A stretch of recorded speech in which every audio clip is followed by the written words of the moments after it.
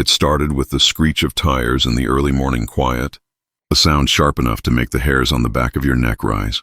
Imagine stepping out of your front door, coffee in hand, expecting a calm start to the day, only to see a tow truck backing into your driveway, chains rattling, lights flashing. And there she was, clipboard in one hand, phone in the other, your neighborhood's self-proclaimed enforcer, the HOA Karen.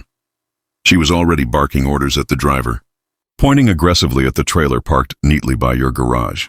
But what she didn't know, what she couldn't possibly have guessed, was that this trailer wasn't just some weekend toy.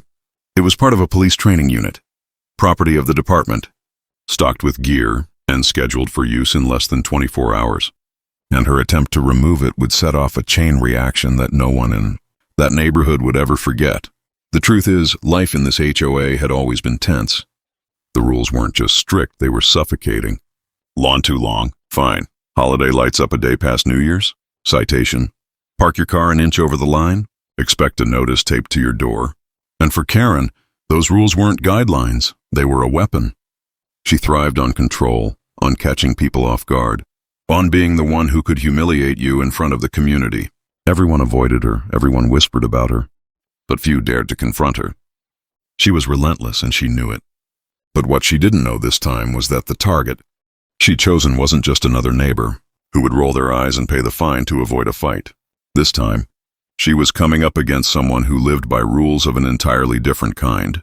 The trailer had been parked there only 2 days. It wasn't flashy, wasn't blocking the road, wasn't causing any disruption. Just a simple, nondescript white trailer with no markings. But inside, it held training mannequins, breaching tools, and protective gear. It was there temporarily assigned to the officer living in the neighborhood, me. I'd been with the department for over 15 years. I'd seen standoffs, high-speed chases, hostage situations, but somehow, nothing prepared me for the petty ferocity of an HOA board member with too much time on her hands. Karen had apparently decided the trailer was an eyesore, a violation of the neighborhood's aesthetic code.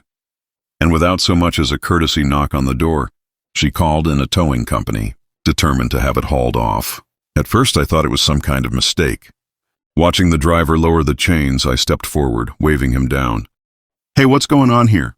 I asked, trying to keep my voice calm. The driver barely glanced at me, jerking his thumb toward Karen. "She says this thing's not supposed to be here. Ordered me to take it."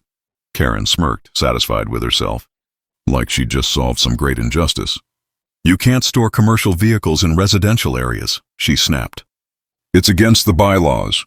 Everyone else follows the rules. So should you." Her tone was sharp, dripping with condescension. But there was one glaring problem with her plan.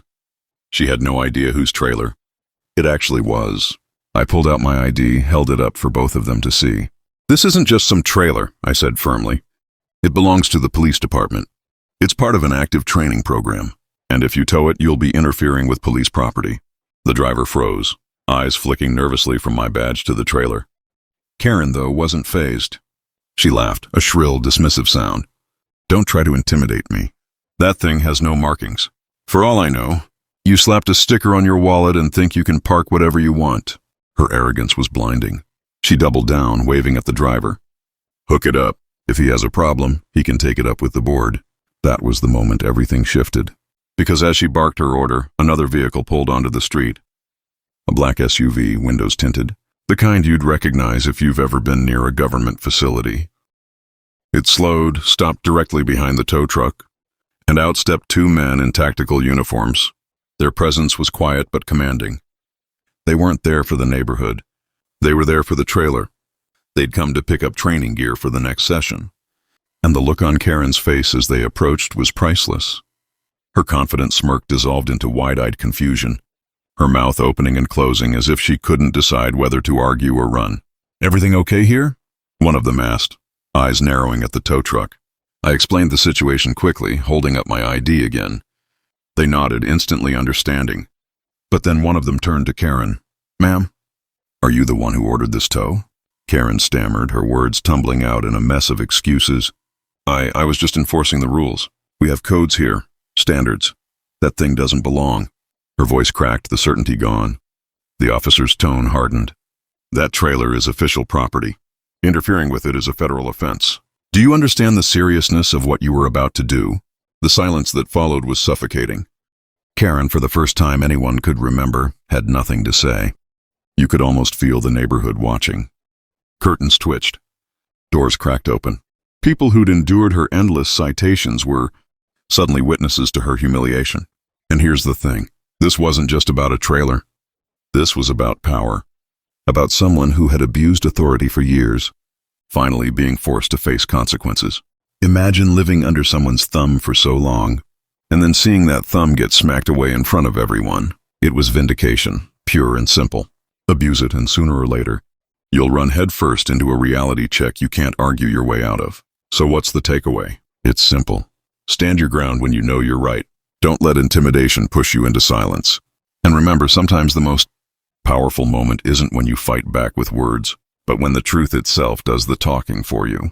That trailer never left my driveway. The training went on as scheduled. And Karen? She learned that some battles aren't hers to fight. She demanded control, and lost it in spectacular fashion. And maybe, just maybe, the next time she thinks about pulling out her clipboard and calling in reinforcements over a petty grievance, she'll remember the day the tow truck rolled in, the tactical SUV pulled up, and her entire sense of authority crumbled in front of the whole neighborhood. Because sometimes justice doesn't come with sirens blaring. Sometimes it just arrives quietly, in the form of truth standing taller than arrogance ever could. The tow truck driver unhooked his chains immediately, muttering apologies as he climbed back into his cab. He wanted no part of this anymore. The tactical officers stood firm, making it clear the trailer wasn't going anywhere. And Karen? She tried to save face. Well, if I had known, I wouldn't have...